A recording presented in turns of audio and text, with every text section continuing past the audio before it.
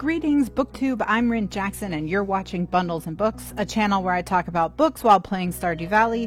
This video will be my fourth weekly check-in for Becca's Bookoplathon and my final wrap-up for the Readathon.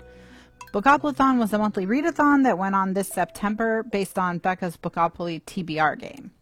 I'll link the announcement video for that down below so you can download a Bookopoly board for yourself if you're interested.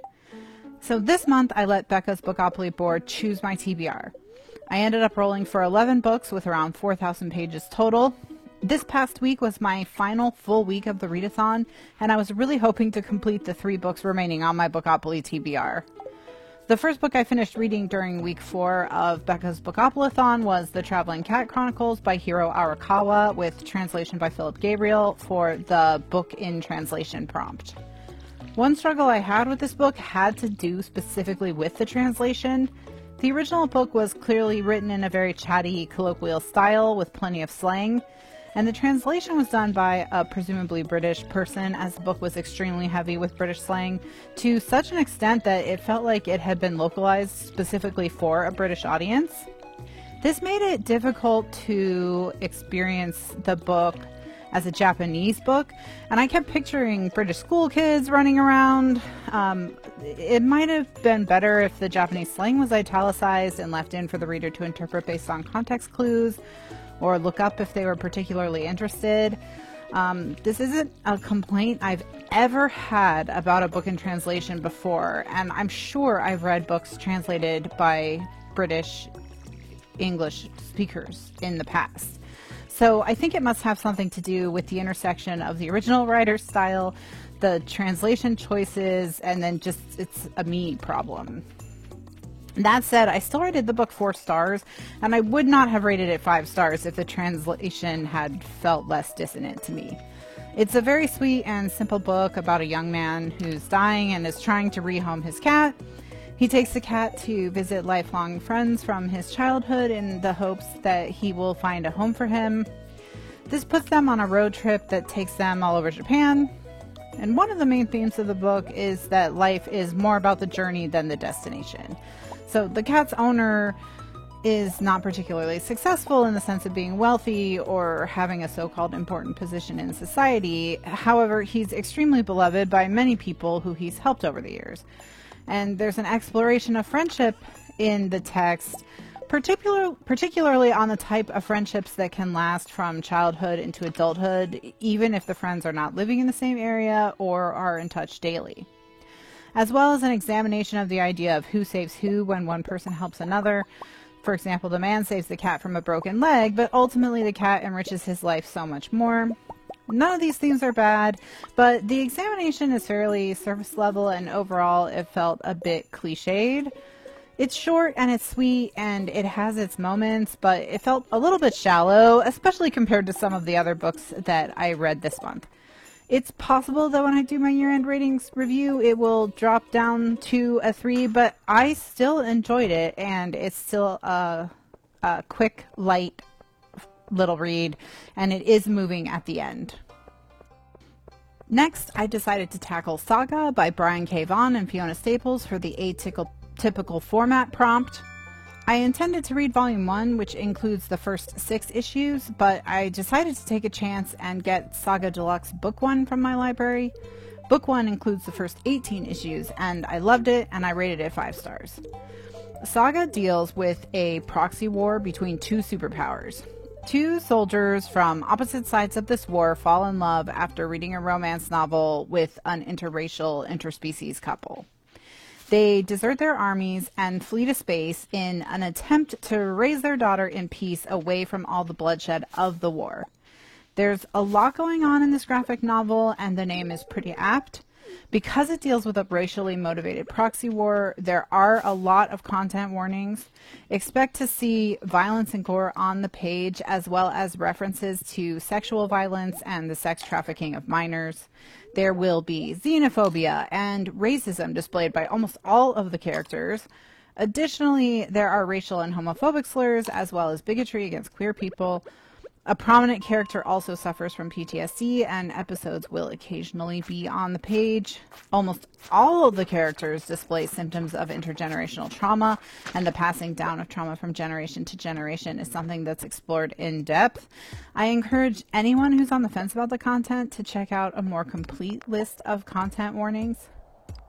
One of the most important and relevant messages in this graphic novel is the damage done to innocent people by proxy wars, and how easy it is for those types of wars to go on forever because the people at home can ignore them while they go about their lives.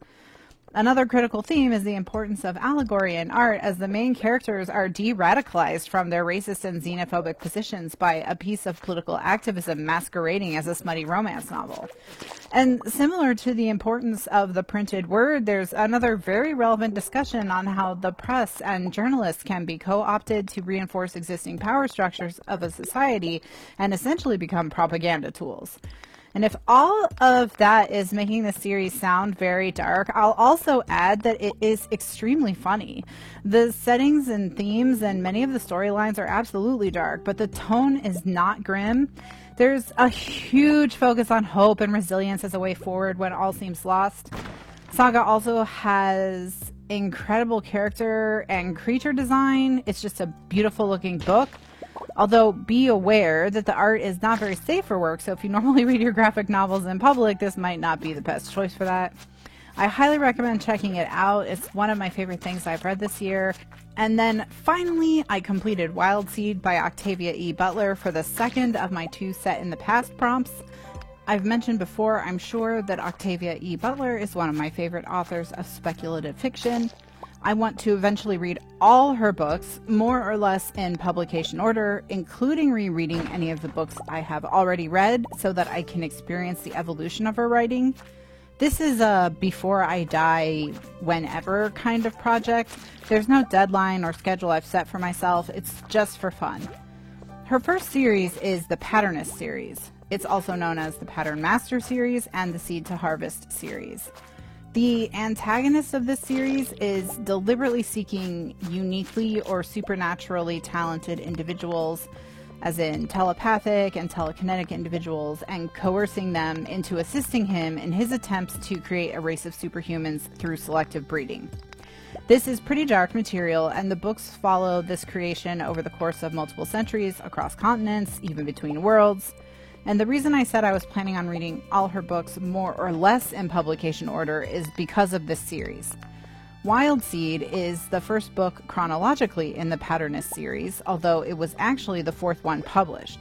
Pattern Master was published first, but it's actually the last entry in the series chronologically.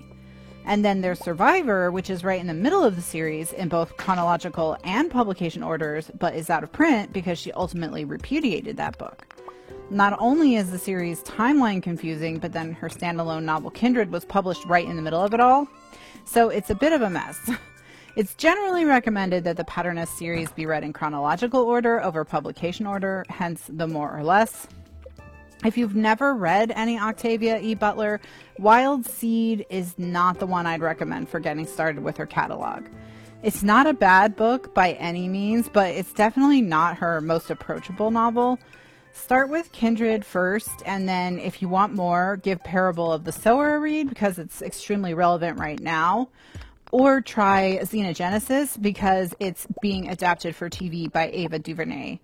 If you're hooked at that point, then you might want to embark on your own journey to read everything Octavia E. Butler. So now that I've over-explained why this book ended up on my TBR, let me actually tell you about it. The book is narrated in third-person limited from the points of view of the antagonist and protagonist, 2 seemingly immortal superhumans named Doro and Anyanwu. When someone has preternatural abilities, Doro can sense them, and he travels the world to collect them for breeding programs he runs in towns all over the world. He calls these people he collects wild seeds, and his goal is to persuade them to join him. He absolutely will use violence and other forms of manipulation to coerce them into coming with him. He sees himself as absolute ruler of these people, and he controls where they will live, what they will do, who they will marry, and who they will have children with. He also has the power to take over someone's body and use it as his own to extend his life indefinitely.